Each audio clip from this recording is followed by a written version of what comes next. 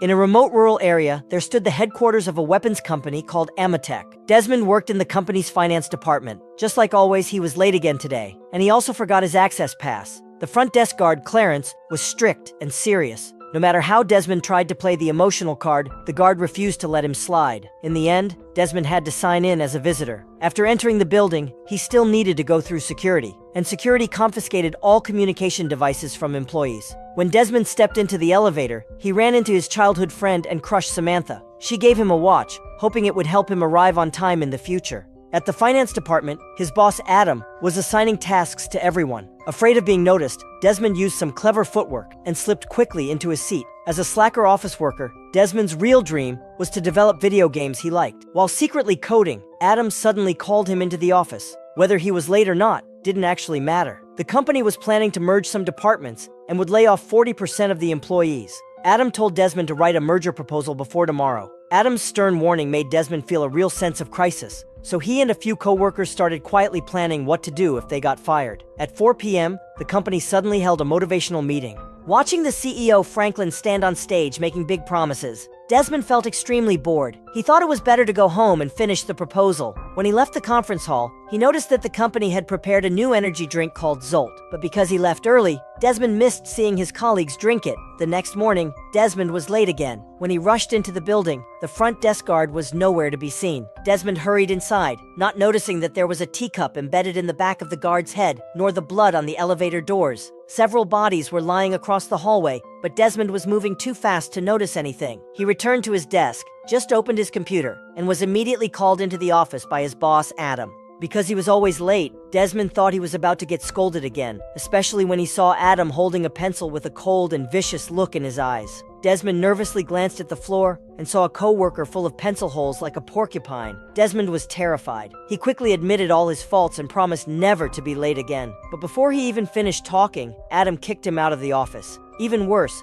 all the coworkers who heard the commotion stood up. Their eyes were blank, but their movements were fast and aggressive. Desmond's legs nearly gave out. He quickly hid inside a nearby office. When he turned around, he saw a coworker still focused on working, but his temper was extremely violent. He cursed while drinking from a can of Zolt energy drink. At this moment, Desmond began to suspect the strange behavior was related to the drink. Unfortunately, Desmond accidentally unplugged the computer. When the coworker realized his file wasn't saved, he completely snapped and threw Desmond across the room. In panic, Desmond grabbed a clipboard and smashed it over the man's head. The clipboard snapped, and a sharp shard pierced the man's neck, killing him instantly. Still shaken, Desmond hid inside an office. He realized that all the crazed coworkers were desperately working non-stop, so he pretended to work too. Sure enough, no one noticed that he was different. After finally escaping the office area, Desmond decided to leave the building, but then he saw the watch Samantha gave him. He suddenly remembered she was still in the marketing department, so he turned around and ran back. Luckily, Samantha had her own private office. Wearing headphones, she had no idea what was happening outside, but there was a can of Zolt energy drink on her desk,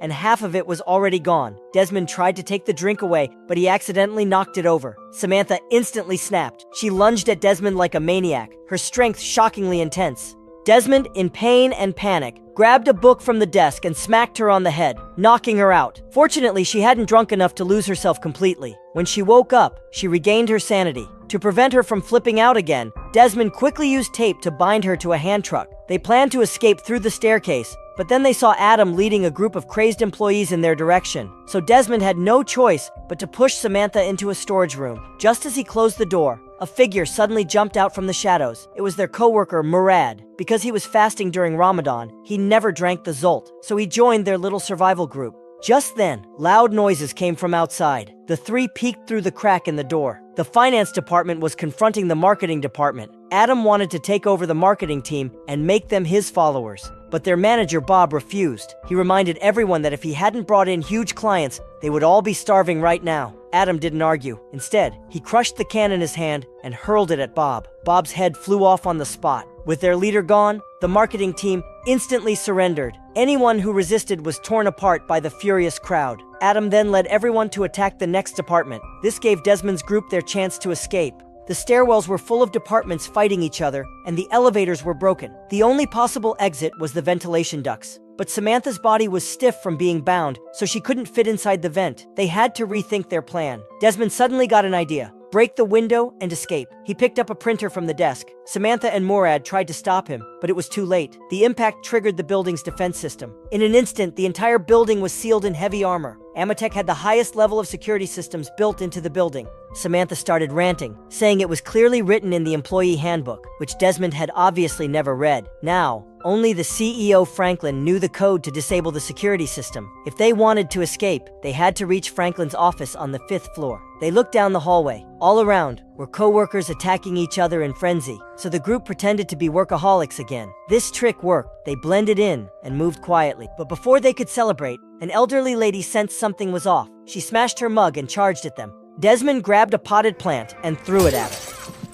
But she vanished in an instant. The next moment, she was already on top of Morad. Fortunately, her teeth were bad, so they managed to escape without injuries. Soon, they reached the HR department. It was full of hyper-aggressive female employees, every bit as strong as the men. The three tried to keep up their work-pretending act, but suddenly a guy named Lentworth rushed in. He had been fired, so he never drank the Zolt either, but his panic gave him away. The HR women quickly surrounded him. Desmond reacted fast and used the building's intercom to announce a fake meeting, telling everyone in HR to report to the conference room. The plan worked at first, but then Desmond accidentally said too much and exposed himself. Just as the HR employees were about to tear them apart, Samantha stepped forward and used her gossip powers. She started spouting wild rumors, quickly stirring everyone's emotions. Soon, the HR staff turned on their own manager, attacking her together. The three of them took the chance to rescue Lentworth. Next, they just needed to get through the customer service department to reach the CEO's office on the top floor. These employees were usually so polite to customers, but now they were completely unleashed. They attacked anyone they saw, leaving zero room for negotiation. Desmond and the others understood that they had no choice but to fight their way through. They went to the storage room to choose some weapons. Desmond even armed Samantha so she could protect herself if needed.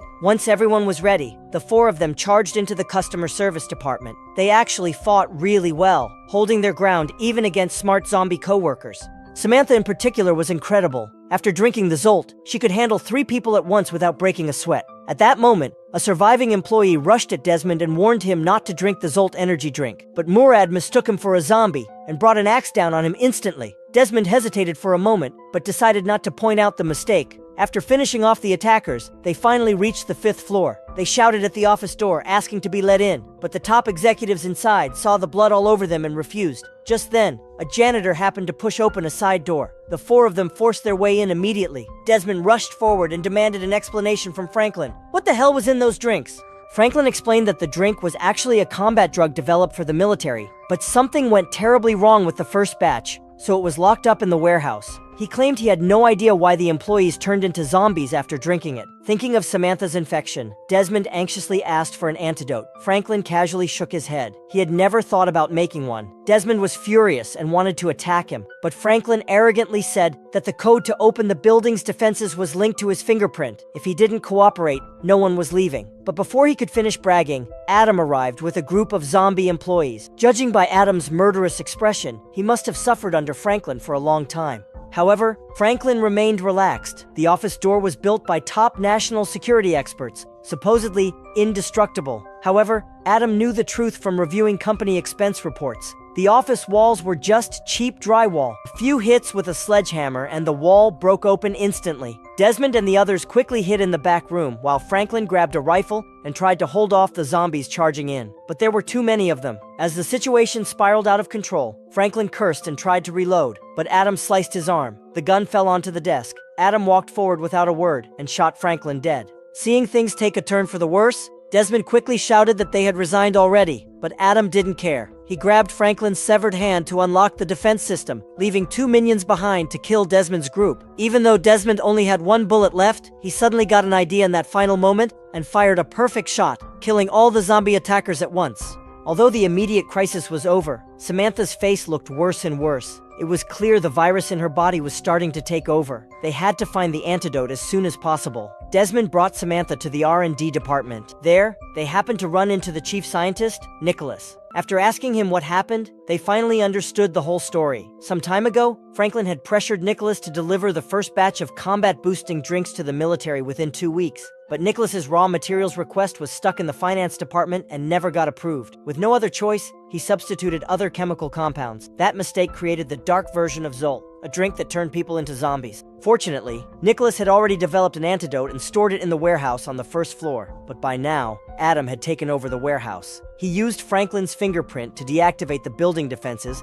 and planned to distribute the Zolt energy drink worldwide. To save Samantha, Desmond and Murad decided to take the risk. They smashed the glass in the showroom and grabbed as many weapons as they could. But as soon as they sneaked into the warehouse, Adam spotted them on the security cameras. A huge wave of zombie employees swarmed toward them. Murad quickly pulled out a flamethrower, but it ran out of fuel almost immediately. Desmond suddenly had an idea. He threw a can of Zolt energy drink far away, luring the zombies toward it. While they were distracted, Desmond picked up a machine gun and opened fire. With perfect teamwork, they took down the frenzied employees and removed the danger. Desmond managed to locate the antidote on a shelf. Just as they were about to leave, a cannon shell blasted toward them. Adam appeared, piloting the company's new experimental mech suit. The firepower was overwhelming, and they didn't dare to show themselves. Desmond tossed the antidote to Murad and told him to run back and save Samantha, while he stayed behind to stall Adam. He provoked Adam non-stop, trying to draw his attention, but while escaping, a zombie employee grabbed him. Adam aimed the mech's cannon at Desmond. At that critical moment, another blast came flying in. Samantha had recovered and rushed over to help. The three of them ran through the hallway while planting explosives along the way. When Adam approached,